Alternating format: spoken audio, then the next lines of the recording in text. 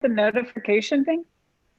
Oh, there we I go. did We're live. something yesterday. I put out a notice yesterday, but I've got more to figure out.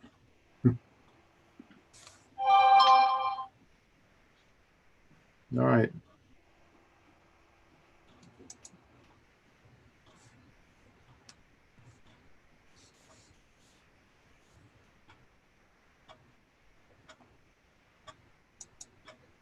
Okay, we're live. Hi, this is Charlie Zeiss with Stargate Pyramids. Thank you for tuning in today. Joining me today are, as always, Bill McKenzie and Lori Sasson. Bill, do you want to say hi? Hello. Lori? Hello. Happy Monday. We have lots of questions that are really, really pertinent ones from viewers last week. So we're looking forward to spending most of today answering those questions. And we're going to be taking questions during the session as well. So if you're listening in and you have questions about pyramids, please feel free to write in your questions and we'll try to answer them during the broadcast. But to start, I'm going to open up our slide presentation for today. And what we're going to start with is a follow-up. For those of you who watched last week, we had a viewer who wanted to remain anonymous who wrote in with a number of fascinating experiments that they're in the process of pursuing. But I wanted to go over that for those of you who missed it last week. He said that he began by placing heavy-duty glass containers with lids that held 12 to 16 ounces of distilled water at various distances and directions from pyramids that he had built when the temperatures were minus 12 degrees Celsius or lower.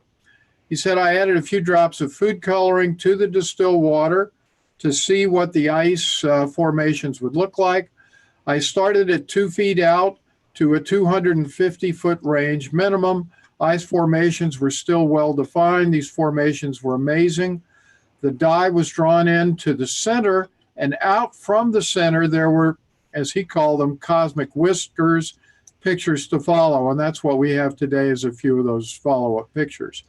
In my opinion, this proves that these pyramids do indeed create a torsion energy field that flows upward and outward in all directions. I suspect, but can't say for sure, that this field moves upward at least as far as it does outward.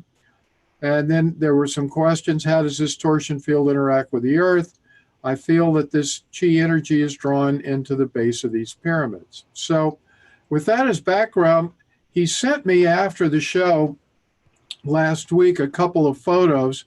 And here you can see these are Pyrex bowls that he put the dye-colored water into. And this is a first picture, and you can see that the red dye accumulated completely within the center of the ice formation inside the bowl. So when we go to the the next photo, which is more of a close-up, you can see this in even greater detail. And if you'll notice, you can see these, as he called them, whiskers coming out from the center. So it does seem to indicate that there is some sort of a spiraling energy at work here. So I'm going to open it up and let Lori and Bill give their comments on what we're looking at. Well, just a question really quickly here. This was not inside the pyramid. This was feet out of the pyramid, but still creating a torsion energy. Is that correct? That is correct, yes. So he Isn't placed that them. incredible? And I think he said that. Go ahead. All I was going to say, I think he said he put it clear out to 250 feet and then had to stop, and they still had that same type of reaction. So yeah, I think this is really amazing. Right. Yes, it's impact. Yes. Yeah. So anyway, Bill, do you have any thoughts on that? Well, it'd be interesting to see how it started out. I mean, was the red dye completely mixed in, and then it He coagulated? doesn't indicate that it was or was not in the information that he provided. If that really is the case, then this is crazy. Yeah. I mean, even if he just dropped dots or drops into the water, to see it conform in this fashion is pretty amazing, I think, because it's definitely forming I think so too. a circle on the inside. So even if he didn't mix it up, it's been formed into this pattern in any event. Maybe we can get this person to clarify for us, and we can talk about this next week. So anyway, I just wanted to show you these pictures, and I know that this person's going to be doing more research, and we hope to have them on in the near future. So here's some comments that we received last week from viewers. Ho'opono Girls said, I wonder if we could have a group, like possibly on Facebook, for us pyramid peeps to chat, interact, and share. Actually, I have done something like that on my website. I have put a chat group together, but I'm going to show you. I finally submitted to popular demand here. So over the weekend, I did put together a Facebook page. I'm just starting to populate it.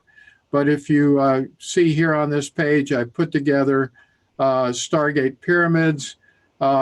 The address is at Stargate Pyramids. And I'm literally just starting to put this together, but please feel free to start to use it. We're going to be posting our videos on there. And I also have links to the Stargate Pyramid YouTube page with all the videos linked up already on the Facebook page. So anyway, moving on, she also asked the anonymous person's research that we just looked at could lead to a book with continued research, I hope. Peter Bagshaw said there was a discussion about the elongated skulls. What they found was that human skulls don't grow more material that would allow the skull to elongate. So I guess what he's referring to is we were discussing last week that people or certain cultures would actually try to modify the skull and have it grow in different ways. Although I believe what Peter's telling us here is that that didn't really impact the amount of or size of the brain. And Peter also said mud floods could also be from liquefaction. This could be caused by creating a vibration that works literally by shaking the ground, making it into quicksand. So this topic is one, by the way, that I have really latched onto in the last couple of weeks, ever since I started to find out about the Tartarian Empire and the mud floods and so forth. So I'm going to continue to do research, but I'm planning on doing a fairly good sized video on all of these topics and how they relate to Stargate pyramids and the geometry of this pyramid that's found in virtually all of the ancient Tartarian architecture. So moving on, we got a series of questions from one viewer last week that I wanted to go over. There's a number of questions, and we're going to need to take some, fair amount of time here to answer most of these. Says, Dear Charlie, Bill, and Lisa. Bill, Lori and Lisa, excuse me. I am grateful to all of you for your generous sharing of knowledge. Bear with me here. Enthusiasm and time. I know in the short time I've had my pyramid, my sleep patterns and brain clarity have immensely improved. The first question is if there's a time I'd really value your opinions and results of testing with some of these questions. So we're going to see if we can't test as many of these as possible today. During the time we are sitting inside the pyramid, is there a reduction of energy being received if our feet, legs, shoulders, chair, etc., are protruding outside the pyramid sides, even by a small amount. So I'm going to ask Bill to douse that. And Lori, while he's doing that, do you have any thoughts on that question? I actually get a no, but what's interesting, remember, the higher you are up in the pyramid, the better benefits there are. So if you're down at the bottom and your feet are out, then that's going to be less energy. Sure, sure. Bill, are you getting that same reading? Same answer? So if we're sitting in it, and if there's just a little bit, no, you're not getting a reduction. Okay. All right. So I know a lot of people worry about that when they're sitting down, that maybe a part of their feet or a knee or something might be protruding, or their shoulders, but the answer seems to be no. But the more important, as Lori pointed out, is that the higher up in the pyramid you can sit, the better, number one. And number two, you're even better off standing in the pyramid to maximize the energy. Next question, is it possible to test to see how long after leaving the pyramid the benefit of the energy lasts? For example, 3, 6, 10 hours. I get 7. 7? Yeah. Okay. I think Lori had to step away here. We'll see what. But I get the same as Bill does as well. Okay. So would sound like from that statement that this is going to tie into some of the other questions. If it maximize or starts to drop off after about 7 hours, probably multiple sessions in the pyramid would be helpful. And we'll answer that question in a moment. Is it possible to test for what the energy is doing to the physical, spiritual, and mental human form? Well, I think we sort of addressed at least part of that question, that it's enhancing our soul power. Right. Now I can also attest to, it affects our physical form also, because, I like to sit inside the pyramid after vigorous exercise.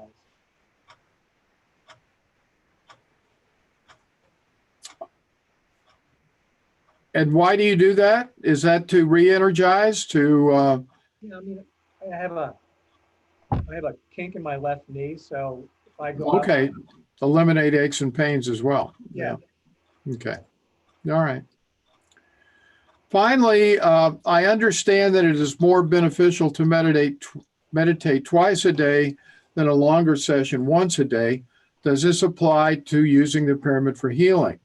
And it seems like from what we found out 2 questions ago that would probably be the case.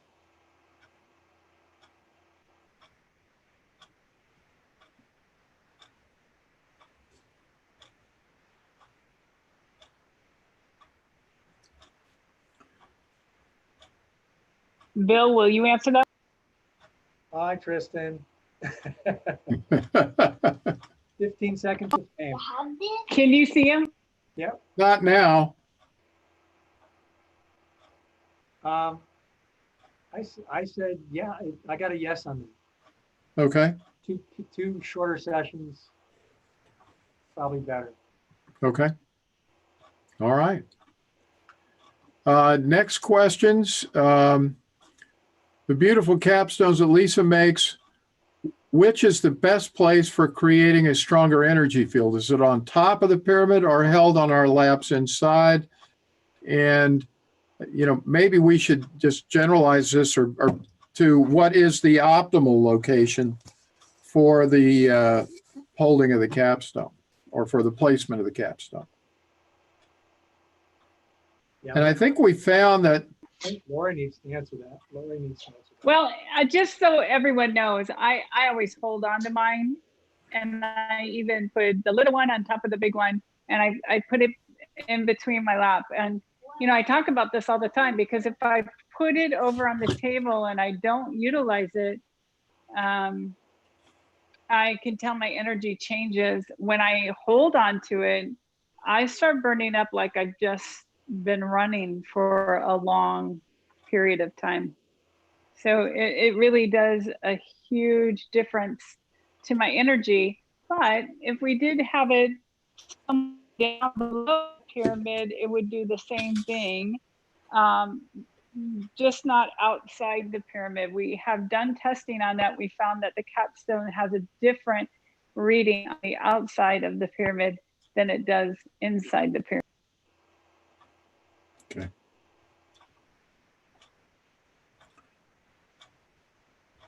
All right, next question. It's really useful to know now that we face in any direction while sitting in the pyramid. Is there anything similar that can be done for those people who do have the room for a large meditating pyramid, but cannot fit it to magnetic north because of lack of space? Very interesting question. Well, getting back to any way you sit in the pyramid, it's going to be a benefit. That it's not the magnetic north, so it's not the magnetic north, but you're still getting great benefits by sitting in the pyramid, whatever direction, which we didn't have that about a month ago. Well, that's true. Now, here what they're asking about, I believe, is the orientation of the pyramid itself to magnetic north. So, for example, my pyramid is oriented to magnetic north, but I'm sitting south, right, facing south. Mine as well. Okay, so I think the question is if because of the dimensions of their room, they don't have the ability to place or to orient their pyramid to magnetic north, is there anything that you, Lori, can do to make it as effective no matter which direction the pyramid is oriented? That's already been done. So that would mean that the person just needs to face the north, even though their pyramid can't. Does that make sense? Well, it may. I tell you what, should we try to test that? Oh, we absolutely can.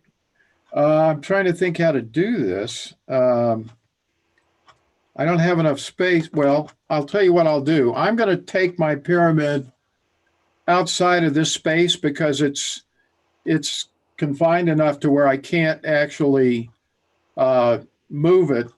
But I will try to change the orientation. It'll be much easier if I do it. Oh, okay. All right. Because I'm not constricted at all. I can just shift. Oh, all right. Okay.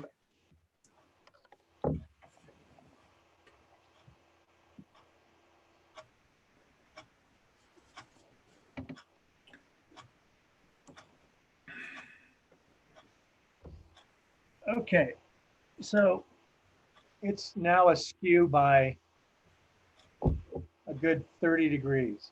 Okay. And I'm facing south.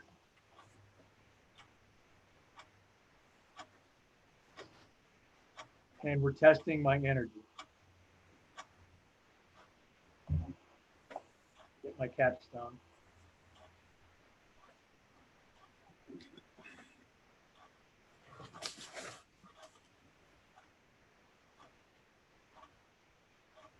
Yeah, there's no change in my energy. From where you had previously tested it? Yeah. Yeah. Okay.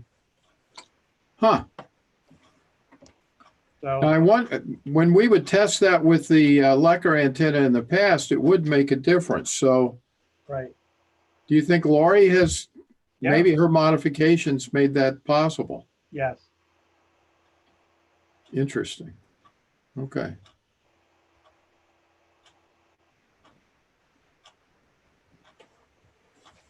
Well, I think we lost Lori for a minute, but we'll continue on.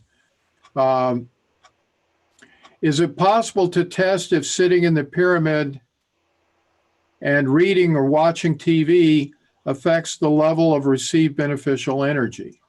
The brain being active rather than no thoughts or meditating. That might be a multifaceted question here. You know, what a great question. I love these questions, but I feel no, you're still getting the benefits and the energies of the pyramid. I mean, we sit here and do this live stream, and I think every time we're done, I send you guys my Fitbit to tell you, how much activity it shows that I've done on my Fitbit, where I've been just sitting here. And then afterwards, I have this burst of energy that I end up cleaning this whole house and doing so many things where, at times I feel like a slug if I'm not sitting in the pyramid. So that's the difference I've noticed. Sure. Now, what about the second part of the question? Does the activity level of the brain have any impact? In other words, are you going to receive more beneficial energies if you are in a meditative state than, say, watching TV? Now, just common sense would answer that one, wouldn't it? It would to me, because yeah. When you think about it, every time you're in a meditative state, that is a far better benefit of your existence than watching TV. Okay. Then the next question, is it possible to test if the beneficial energy levels being received reduces if a laptop, iPad, iPhone is being used inside the pyramid? Now I can, you guys have your phones, right? Yeah. Well, my phone is outside the pyramid. Mine, and I don't use it inside the pyramid. I'll bring my phone in. Okay. You want to test the difference? Yeah. Right, to see if there is a difference. Whoa. But again, I think it's common sense. We've talked about not having metal inside the pyramid while you're sitting there. So it definitely has a negative effect. It does? Yeah. All right. Huh. Okay. Just that little thing. So you don't need to, well, you can test me. I'll pull my laptop in as well. okay. Test me with it outside the pyramid. Okay. All right, let me pull the. Now I have it inside.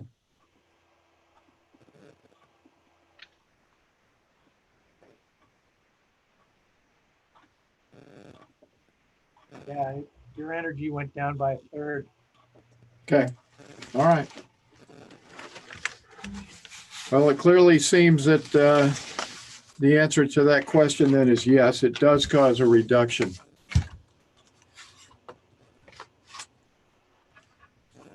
All right, next question. Is it better to leave some time after eating for entering the pyramid, or does eating inside the pyramid improve biophoton emissions, nutrition value of the food, and does our digestion improve while eating in the pyramid? Several questions there.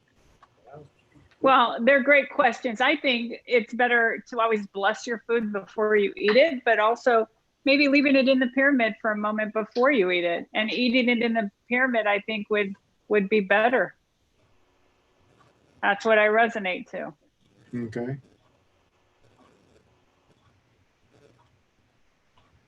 And Bill, does eating inside the pyramid improve the nutrition value of the food?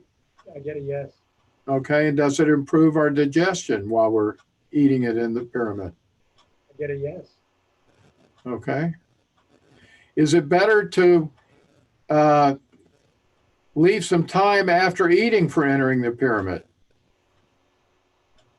Or I get a no on that. okay. Yeah, there's no reason for that. Again, everything that's within the pyramid is going to make everything move better and more efficiently. It's almost like yoga, if you will, doing stretches and getting the energy to flow within the body. That's what the pyramid is doing for you. Okay. Okay. All right. Those were all excellent questions. So I wanted to spend, a fair amount of time trying to get those answered. So we're going to move on to a topic today that we didn't realize. I was suggesting it, and turns out Bill was interested in pursuing this as well. Turns out Bill and I got mine kind of secondhand from another source, but Bill was aware of the same group of people that are advertising an EMF remediation device, which they use in conjunction with Sigils. And actually, I'm going to let Bill maybe talk to this for a moment, because I think he's actually spent a lot more time on this than I have. So, Bill, if you can give us a little bit more information, that might be helpful before we dive in here. Well, I mean, probably it's best if you sort of, have everyone read this so they understand. Okay, and then we can discuss it. Sure. Let me explain what sigils are. They are graphic symbols that identify and represent spiritual beings. Often, but not always, they are generated from the names of spirits using mechanical methods, so that each letter in the name gives rise to a particular part of the symbol. They're usually simple, two-dimensional abstract designs and may be either black and white or colored. The sigil is the design itself, not the surface or thing upon which it is drawn, painted, or inscribed. In magic, a sigil is employed to summon and control the spirit it represents during rituals, or to infuse the presence or influence of the spirit into a specific power object. The word sigil is from the Latin sigillum, which means a little seal or signet. From ancient times until a few centuries ago, identity and authority were verified in large illiterate cultures by means of personal, family, or state seals that took the forms of small cylinders, blocks, stamps, or rings. These were impressed into clay and later into wax to leave a distinct symbol by which the legitimacy of the bearer of the object impressed with the seal were confirmed. Well, this is, I'm going to show you, we'll come back to that sigil in a moment, but I wanted to alert you or to acquaint you with some of these sigils, which are actually coming from the work of Dr. Ibrahim Karim and his work in biogeometry. These are particular designs, two-dimensional drawings that he has made and perhaps even patented, I'm not sure about that, that are supposed to bring healing to particular areas of the body, organs of the body, or particular conditions. So you can see here, there's this one at the top left for thymus, for immunity, going across stomach, ovaries, prostate, and so forth. So this field has, been getting a lot more information, or interest, I should say, in recent years. And more recently, this group that we're going to talk about this sigil now, has come up with an EMF remediation process with a device, and they ostensibly are saying that using these sigils will increase the range of remediation from just being near this object that produces these frequencies to the entire house, were you to put these throughout the house. So, with that as background, I was going to talk about this, and Bill,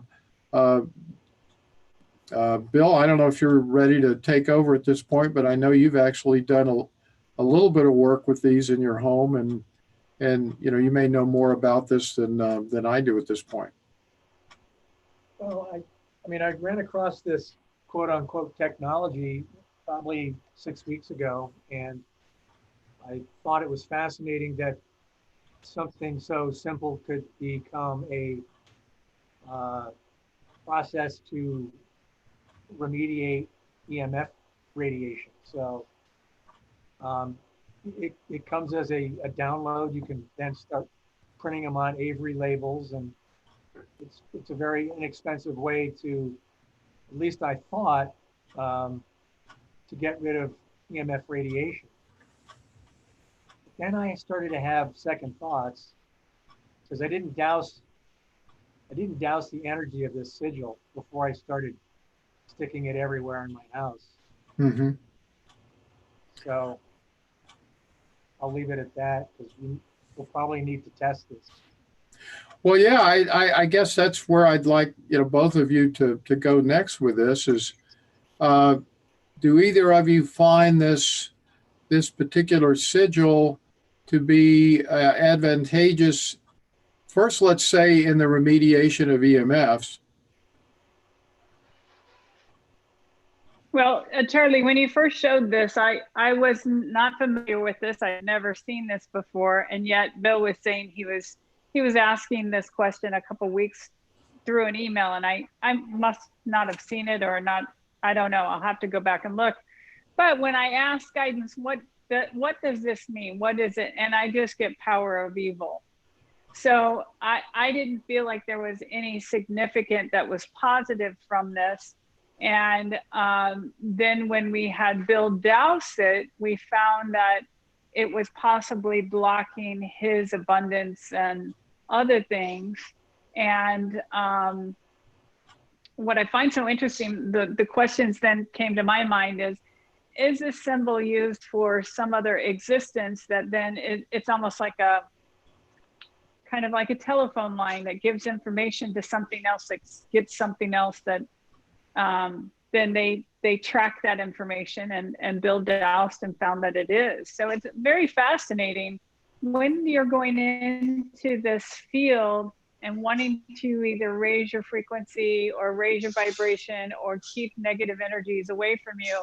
You've got to be very careful about these companies out there that are wanting to give you things, either give you things or sell things that you're unaware that it may create a negative effect over a positive effect. And as we've talked about before, the high dollar 8,888 Giza pyramids that people have put over their beds. I mean, this is something very, creating a very negative energy for them as they sleep.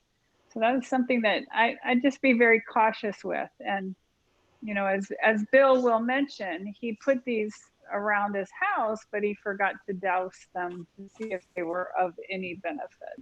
So Yeah, yeah. So, you know, I thought it was important to tell you. We try to tell you stuff as we find it and things that are topical. I was certainly interested in finding out if you two thought that we could use this as an amplifier receiver, which is kind of what it's advertised to be for pyramid energies, maybe to enhance them throughout my home. But given what I'm hearing today, I think I'm not going to try that out. So I would advise all of you to use caution, at least with respect to this symbol. And Laurie, you were away, but we looked at this slide briefly as well, which are sigils that have been developed by Dr. Ibrahim Karim. And, I'm not sure if you're getting anything, positive or negative from these, but, you're going to find these types of objects out there these days as healing tools. And, you may want to consult Lori and or Bill as if you're interested in these and have greater questions. But I think we'll leave it for today. That okay. I'm not going to pursue this personally, because it doesn't seem to have benefit from either Lori or from Bill. The one thing I will point out, there is some research that Dan, back to Dan A. Davidson's research on stacking of pyramids, he did find that there were some definite impacts. This just demonstrates the validity of the idea, the concept that by drawing lines on a piece of paper, you do impact the energy field around you. So this is not to say that there's not an energy that comes off of a sigil by any means, but you probably need to, for example, I'm going to ask this question, would changing the spin, I don't know if you can douse for this, but would changing the spin of those circles change the energy?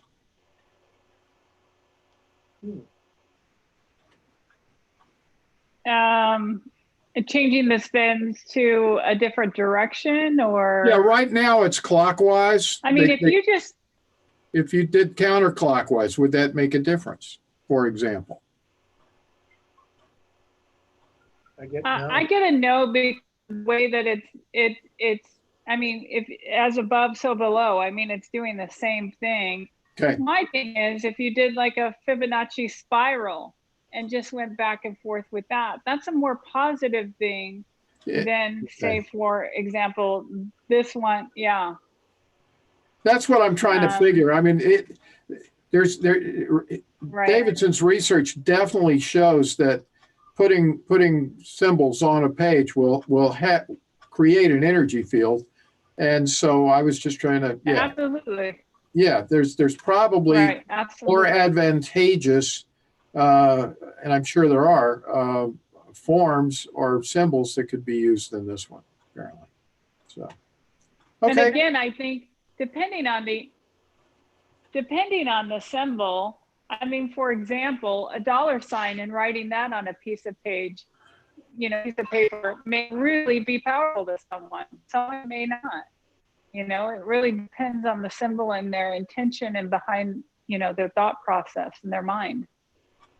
Okay. All right. Okay, let's, I don't remember if we had done this one before on air, but Lori, I believe that you had mentioned I have two versions of the Tesla logo. And I believe you said that when it's in this position, it was negative energy, yes. But when you turn it this way, it's positive. Am I correct? Yes, that is correct. And I think about an ice cream cone, right? So you're holding an ice cream cone, that's the same kind of energy. So that's negative. Yeah. Yes. Yeah. Oh my, I'll have to get my ice cream in a cup from here on out, huh? Yeah. I've always done that and put the cone upside down on top of the ice cream. There you go. All right. And then I'll just crumple it up.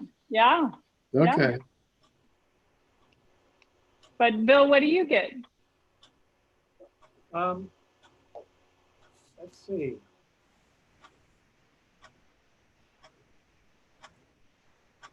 I get a negative energy on this.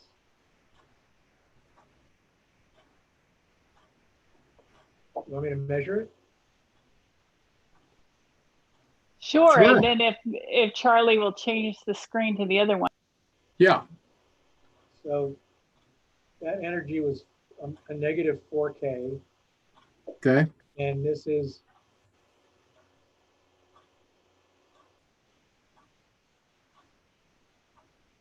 positive energy.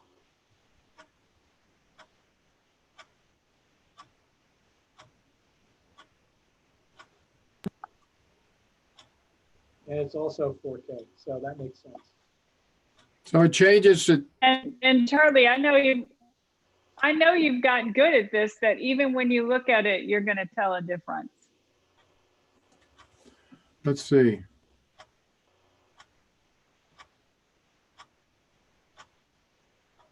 Yeah, I do. I get the tension in my temples when I Right. look at Right. this one, which goes away when I'm looking at this one. So Right.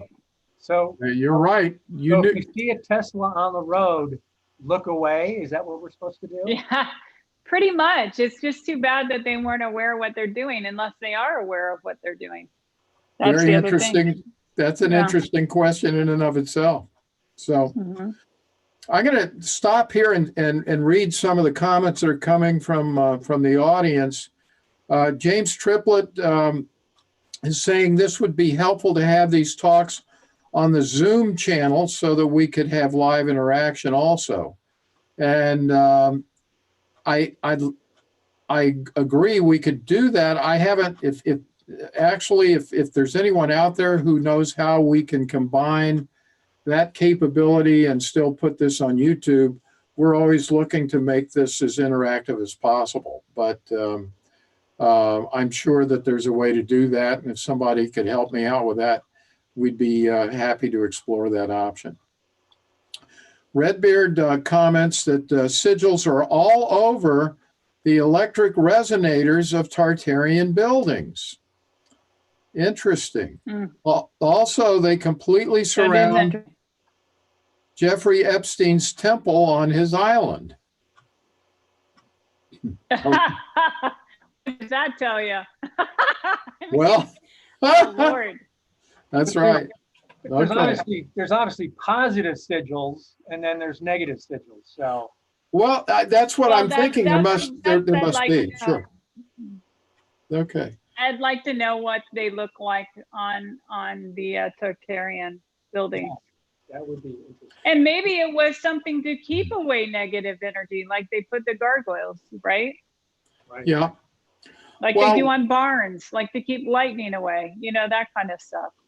Well, they could be generation and collection devices too. I'm just beginning this research, but I Sure. know that electricity and electrification existed long before Thomas Edison, as I'm finding out. So there's going to be a lot more to Right, discover right. and talk about in coming weeks on that. And any of you out there who are really knowledgeable on this, we'd love to hear from you and maybe even have you on a show for all of this, because I am not an expert in this, but I see the relevance of it to the pyramids because its geometry is everywhere. And I know that I've just found some pictures over the weekend in some videos that show illumination of the Champs-Élysées, if I'm saying that right, in France, that had these pyramids and lights all over them. So I'm sure that there's some stuff here that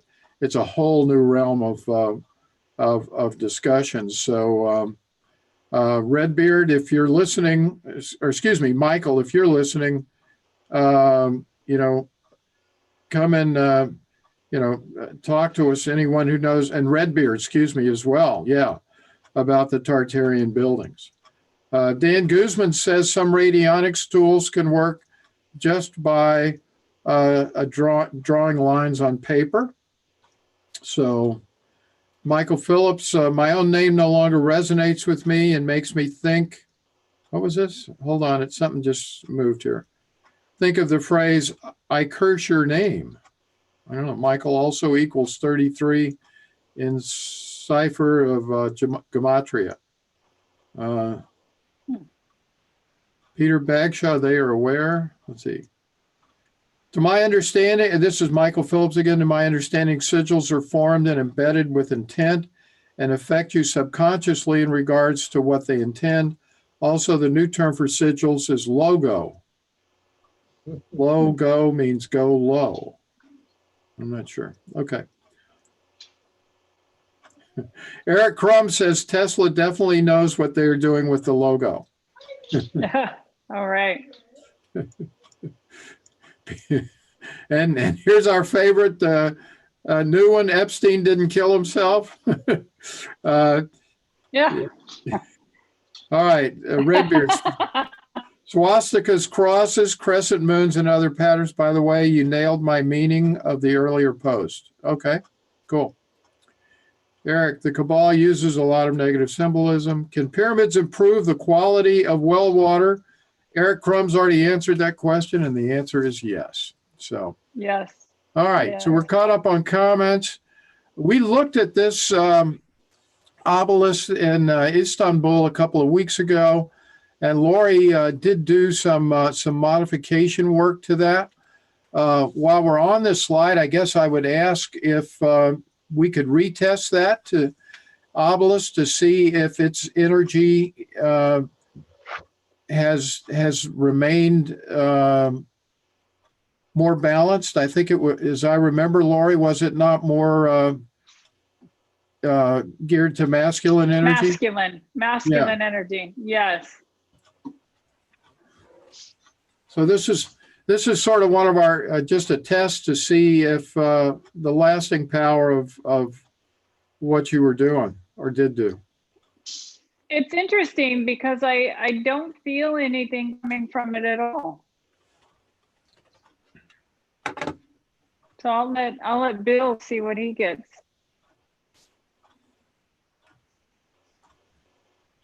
So I'm asking, is it more balanced energy? And I get a yes. Okay, so it looks like the balancing work at least is holding.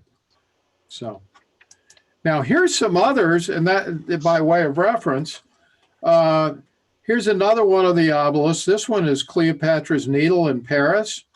And so I'd be interested to find out from Lori and Bill if you're getting the same, or that you feel that this energy field is also more masculine and needs to be balanced, or whether it possibly even got balanced by the balancing you did with the obelisk in Istanbul. I always look at physical intuition, and I talk about this a lot if you're in my classes and courses. When I just yawned looking at it, I didn't feel anything other than that. But when I yawned and I said, what is that? And I found the energy behind it. And I said, is it positive or negative? I got a negative. So that's what I'm getting currently. Remember the crystal we talked about that I told you to very far, far away or just get rid of it. It's similar energy to that. Okay. Do you want to try to balance this at this point?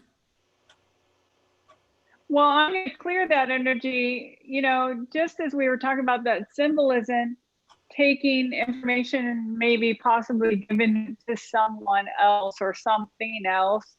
I feel like this is as well. The needle is taking in information and taking it somewhere else. Okay. And what's interesting, it almost looks like the top of the needle is the same, almost the same as the pyramid, right? At the Russian pyramid. It's exactly the same, yes. So you just wonder what the intention of this was originally. Yeah. Okay. So, Bill, what are you getting? Well, I have a question. So is the energy that you're feeling that's negative coming from the part below the sort of the Russian pyramid part? I mean, if you were just to take the top of it off and what's left? Yes. Do you want me to manipulate the photo, Bill? No. Okay. I'll ask the question, is the needle part energy negative or positive? And I get a negative. Okay.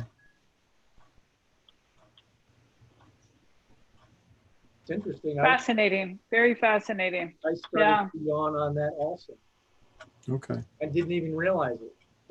That's known as a physical intuition. And you talk about subconscious things that happen. I would suggest that this does something at nighttime when people sleep.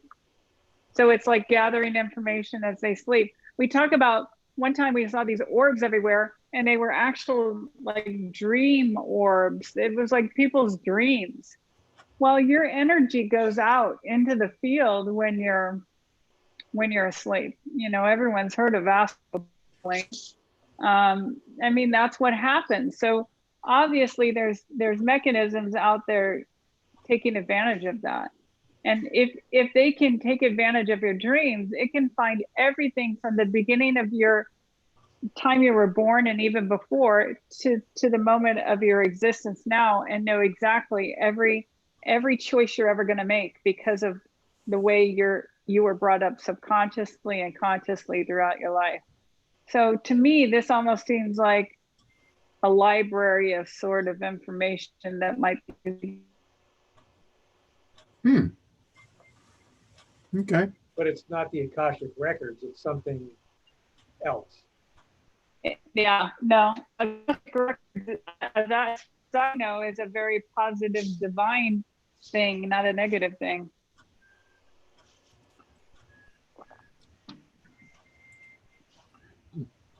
So Lori, did you clear anything here? Yes, I did clear some energy. So like Bill could check it again to see if it's still putting out the negative energy. My temples You aren't don't feel the throbbing as tension? much. Okay, it's clear. Awesome. Thank you. Okay. It took a lot, I will tell you that. My body is still reacting to me clearing that. It's still doing something. Okay. Are we ready to move on here? Yep. Okay. All right. Here's one closer to home. This is the George Washington National Masonic Temple with the geometry of the Russian pyramid at the top. This is another example of Tartarian architecture, and it's one that's been spared in the United States, and I guess for obvious reasons. So what do you guys get for this temple? All right, so when looking at it and listening to you, I went and scratched my right knee. And usually that means power of evil. So when I ask energy, is that it's power to the times 3, evil times 3, if that makes sense. So power 12 times, do it 3 times, and evil 12 times 3. So I get that it's a very negative energy. I get negative. Yeah, that would be correct. Well, so what is your number when you ask? If you were to say, give me the negative number to the power of evil in the building, see what you get on a number of that.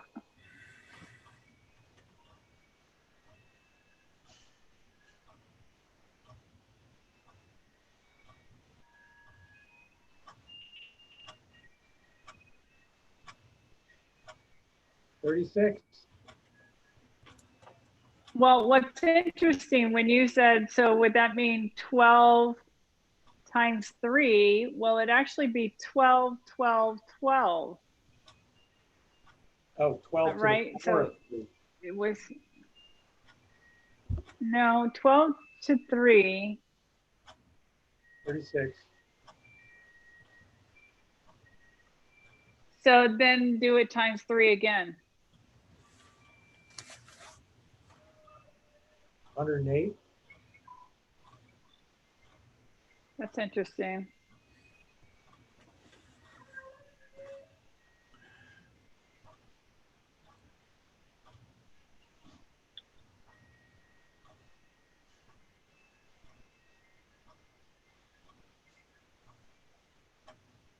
But that's a lot of power of evil, bottom line, if you look at it. And I mean, I'll go to clear it, but right now it's hurting my heart.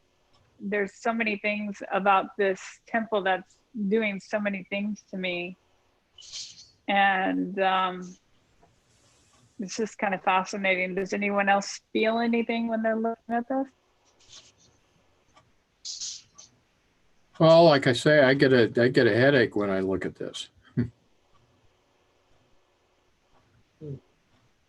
And so does Sandra H., who's listening. She said, I got a headache when you asked about the temple. So Thank you. several people are commenting And about that's, go ahead, Charlie. Sorry to interrupt you. No, that's okay. I was just reading as we went. Michael Phillips is saying something about 144. 144 is free Masonic destruction code, I believe is what he meant. Yeah. All right, that's getting cleared out now. Let's take a few moments and see what happens.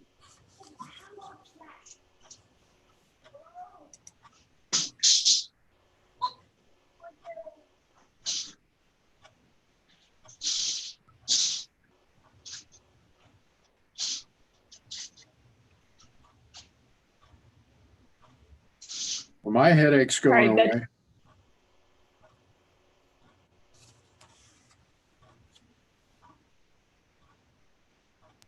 All right, any difference, Bill? Yeah, it's cleared.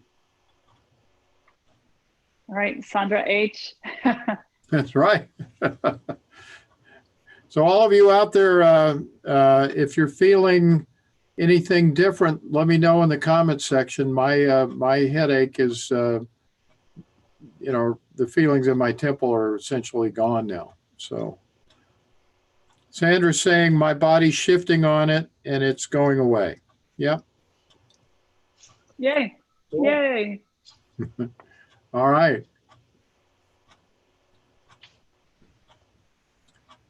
Okay. Do we know anyone that was a part of the Masonic Temple? The George Washington National Masonic Temple? Well, George Washington he was a Mason. I would assume that. Yeah. So No, I didn't know if that's what you were asking. Maybe Thomas Jefferson as well. Oh, I think that if you go back, or a good number of the founding fathers were Masons, I believe. It's a very good question to ask. Benjamin Franklin. Benjamin Franklin was as well, wasn't he? I believe so, yes. Mm-hmm. Yeah. Yeah. And then Adams, who was our third president? John or Jefferson? Oh.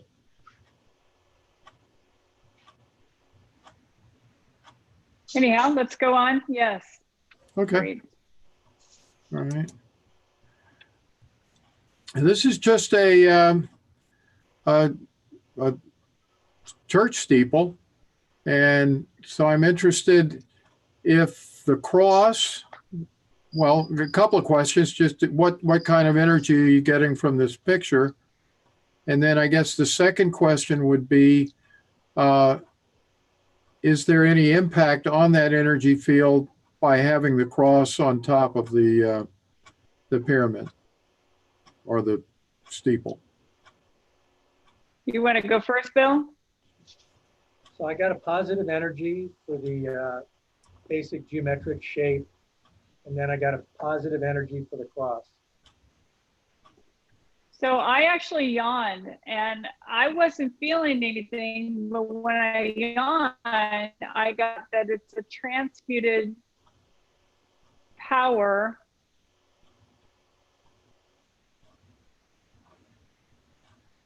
of Christ consciousness. That it's not a positive, it's a negative. So that's very interesting. To me, I'm getting very tired looking at this. And where is this located? I honestly don't know if this was Europe or America. Okay. Okay. All right. So ask the question, Bill, is there a hidden energy that you're unaware of with this photograph? Yes. And is it a Christ consciousness? Yes. And is it being utilized negatively? Yes. Okay, so I'm just going to clear that energy. So again, this is hidden from anyone. So people may find, you know, some kind of comfort with the cross to go be a part of the church. That shape of the pyramid, like you've always talked about, is a very healing shape. But again, it's what's inside and what the intention is. Okay. Feeling anything when you were looking at it? I was kind of neutral. I didn't feel any pressure on my temples or anything, so Okay. I wasn't feeling anything. Now, a couple of comments here. I think James is saying the needles built by Freemasons represents the male phallus. Redbeard said the cross enhances the positive energy of the steeple. And Michael Phillips Laurie, I verbally expressed to myself to no longer allow sigils and things of that nature to affect me in a negative way. That expression involved not giving my consent to their intentions. So, Good. That's great. yeah. So that's a good idea. All right. This is just another. This is from the Mayan calendar. Actually, some people have told me it's the Aztecs sun calendar or something. But anyway, this is what I know it as. So I don't know if you get anything positive or negative from this. I again yawned on this, so I'm just trying to troubleshoot to find out what I got on that. Again, it's a hidden energy of power that is not positive. And I know before I've seen this and said it was positive. I feel like I've seen it before and I have said it was positive. Well, we saw this same basic diagram in the Temple of Karnak and also on the Mormon temple. Excuse me. Uh-oh, what's that mean? Yeah, this is really bad energy. I need to clear it really quick before something happens here. Hang on. Well, maybe we'll move on. Here's one that should be fairly neutral, but this is a study of light refraction that was done. It's referenced in a book called Cosmometry, exploring the holofractal nature of the cosmos. And in that, Marshall Lefferts references this study. And essentially what's being done here, there is a black tube, which on one end has sunlight coming in. And at the end of the tube, there's a sphere of glass. And what they did was to measure the angle of refraction on that to determine the angle. And of course, it's the same angle as the Stargate Pyramid. So again, it's just an example of nature using this geometry, but I didn't know if any of you got any thoughts or ideas on that from this picture. And explain to me what it is again, and what did someone do? Well, if you look at the black section in the middle of the diagram, this is it's like a pipe, and okay. The pipe on the bottom of the bottom end of the pipe is open to sunlight. So sunlight is streaming in from the bottom up to the top of this pipe. And at the end of the pipe, you'll see this sphere made out of glass. So what this was it was looking at the angle of refraction of the light out of the sphere, or excuse me, out of the pipe going through the sphere of glass. And so It just, And it's just, for what purpose? Any purpose at all? It's just other than doing that? I don't really Because know I the kept getting a context. reaction. Well, I mean, for one thing, we've done there's other research here that sound refracts at exactly the same angle through the concept of the megaphone. So it seems as though nature, whether it's in light, whether it's in sound, air, sails on sailboats have this same geometry. So there seems to be something of a universal nature, and that's what this phi scaling angle that Marshall Lefferts, described and kind of defined for humanity seems to indicate is a constant angle. So all it is proof that this pyramid geometry is tied to geometry that's found throughout nature. Okay, so when we were looking at that, there was a hidden energy that was creating a power through that refraction, and I'm told that wasn't supposed to happen. So I'm clearing that as we speak. Okay.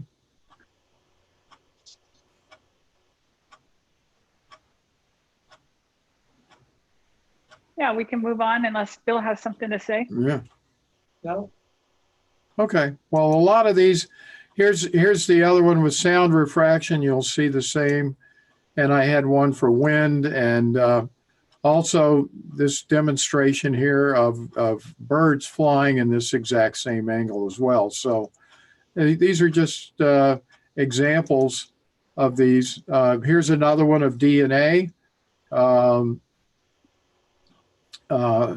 Its angle is exactly that of the Stargate pyramid as well. So there just seems to be a correlation here of these geometries and these angles, and they all conform to this geometry. So I don't know if you can get anything more from these than the fact that it's obvious to me that there's a significance in this geometry that's found throughout nature. But I don't know if you have any further thoughts.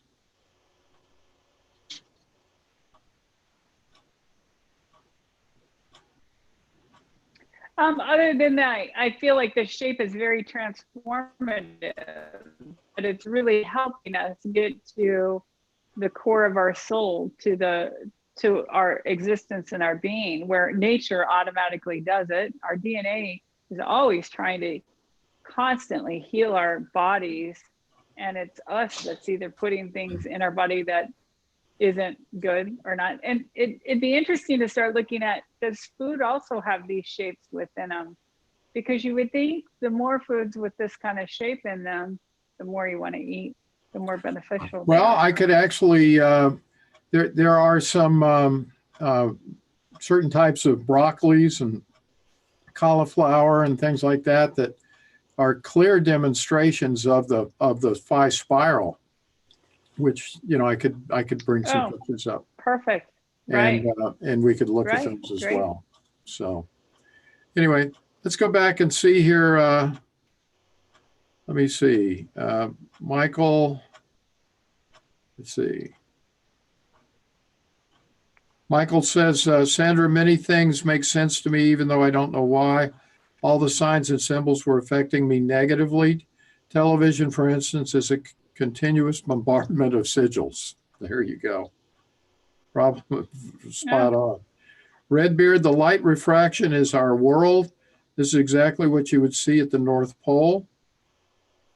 Redbeard, well said, Charlie. It's what we see in nature. Sandra, Michael, I'm an empath and I feel everything. I even feel other people's stuff. I don't watch television. Probably the best advice of the day, right there. So, well, that's about. Well, Jordan, go ahead. Jordan Maxwell's really good about.